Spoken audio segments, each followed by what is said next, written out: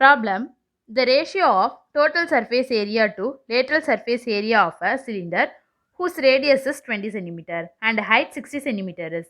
இப்போ சிலிண்டரோட ரேடியஸ் வந்து 20 சென்டிமீட்டர் கொடுத்துருக்கு, ஹைட் வந்து 60 சென்டிமீட்டர் கொடுத்துருக்கு. இப்போ ratio of total surface area to lateral surface area of cylinder என்னன்னு சொல்லிட்டு கண்டுபிடிக்கணும்.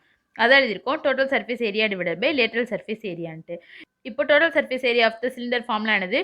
2 pi r h plus 2 pi r squared அதான் எழுதியிருக்கோம் 2 pi r h plus 2 pi r squared divided by இப்போ lateral surface area of a cylinder formula ஆனது 2 pi r h அதான் divided by 2 pi r h.